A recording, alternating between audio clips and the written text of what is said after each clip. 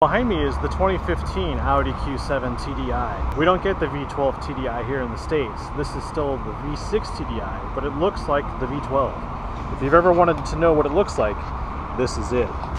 Check out the large air intakes, the splitter at the bottom, the flared wheel arches, these large wheels coated in black, but they also have red brake calipers.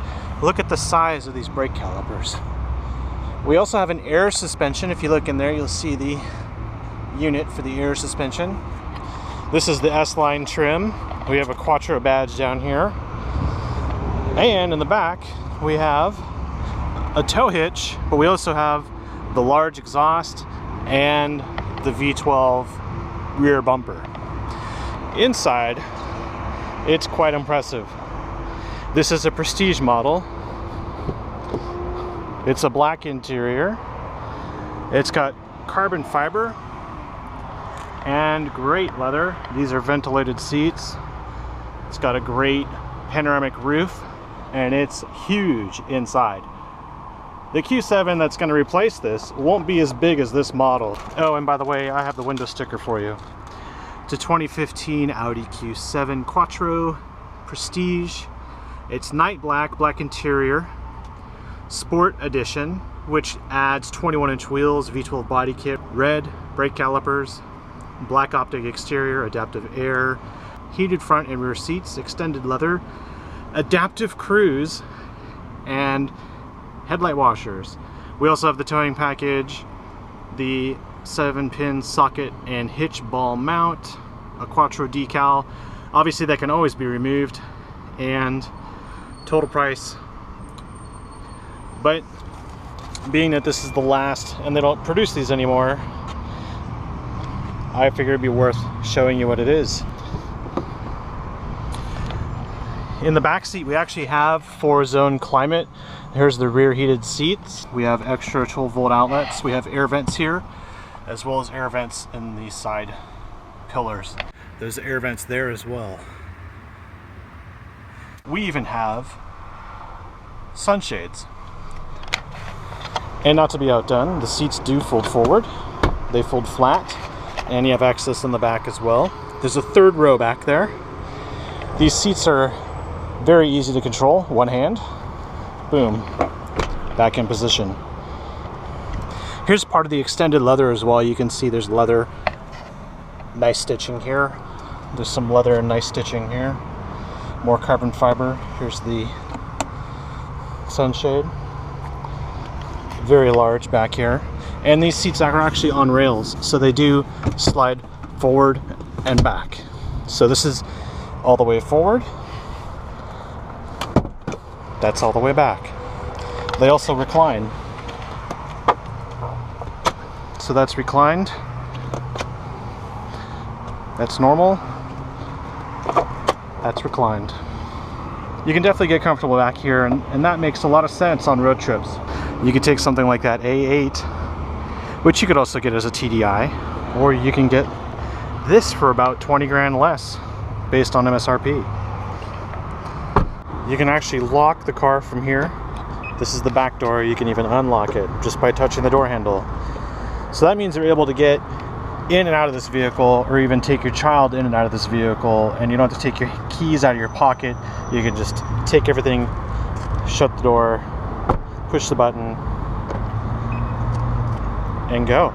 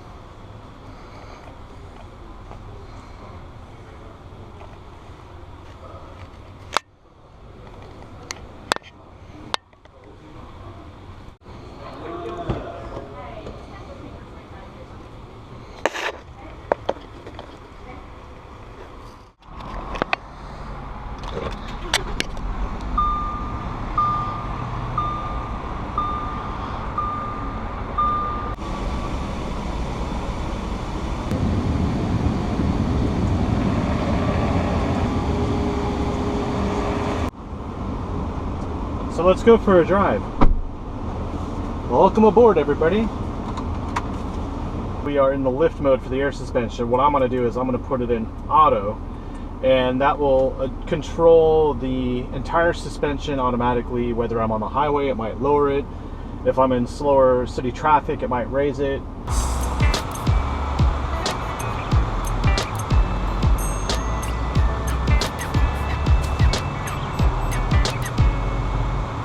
And I could always go to off-road or lift if I want to go over obstacles like, I don't know, curbs.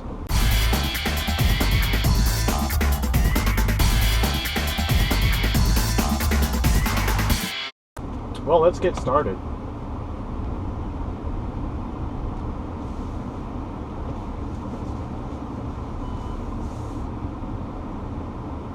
As you see, we have a backup camera, and it shows not only the radar sensors, but it shows the perspective. So when you turn the wheel, the yellow lines turn in the direction of the wheel, so you know exactly where the car is going to end up. And then up here you have other controls, so you can change through to parallel parking. And then this one's a really cool one. We have the towing package, and then this shows you when you're going to line up for the trailer that you're going to line up to the tow hitch exactly the way you need it, which is very cool.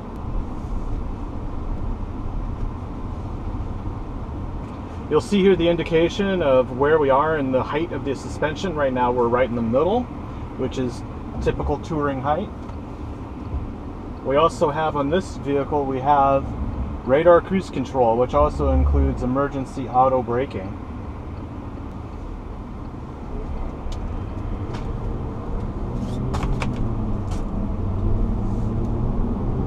This is a very roomy Q7. It's much larger than the Q5. And the newer version that's going to come out next year won't be as big as this Q7. So this is the last of the big Audis. Going through turns like this, even in auto mode for the air suspension, it's relatively flat. There is hardly any body roll in such a huge vehicle. The TDI engine produces 240 horsepower and 406 pound-feet of torque. You just barely tap the throttle, you're just breathing on it and it responds. These engines are superior, especially around town. The air suspension actually keeps it very tight, even when you come to a complete stop or a harder stop than normal. The car doesn't buck, it doesn't really dive that much, and it stays really composed. I like that. So now let's put it in comfort mode. We're going to go over some railroad tracks here. Didn't even feel them. You hear it, but it doesn't convey. You just don't feel it at all. I love air suspensions, especially in a road trip vehicle, because as you get to different towns, you can dial the suspension for the different type of road in this area, right? So this may be different from Dallas. This may be different from New York City, but if I'm going to drive all the way over there and find out the roads are different, I'm going to be able to accommodate it with an air suspension like this. But the beauty of a TDI is the ability to launch and get ahead of traffic right away, especially when you're in the city. You may think diesels are slow. In fact, diesels are almost faster off the line than the gasoline counterparts.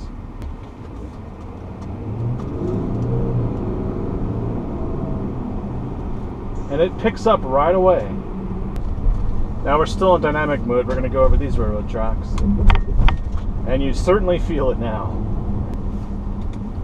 We also have great navigation. You can use voice commands to tell it where you want to go. If you had your SIM card plugged in here, you can use Google Earth, so you can just tell it what you're looking for and it will find it for you, and then you can just say navigate to that destination. And in these controls, we also have last destinations, so you can just easily pull up where you were before. And in this case, I can just pull up Audi South Austin and have it navigate right back to it. Your route is being calculated. Turn right onto Friedrich Lane. Now turn right. There's something I want to show you real quick. I want you to see the price of the fuel. So, diesel, $2.32, and premium, which the gasoline version of this car runs on, 277. So not only would you be able to get a vehicle that has long range capabilities, it's actually immediately cheaper to run than the gasoline version. This is what Diesel Review is all about. This is why I bring excellent vehicles like this to your attention.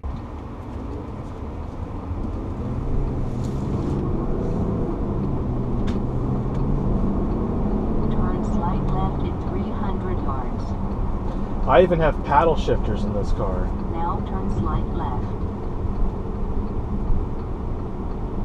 Comes with the Sport Edition. And in dynamic mode, you can do the same sort of cornering. Right now, we're actually still in auto. So it's going to automatically detect that we are cornering hard and compensate for that.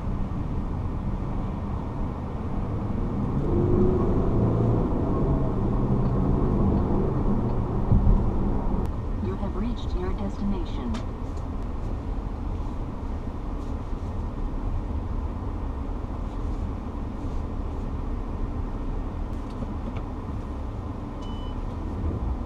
Great backup camera. And the backup camera also shows more than just what's behind you. It shows more than just how you can line up with your trailer.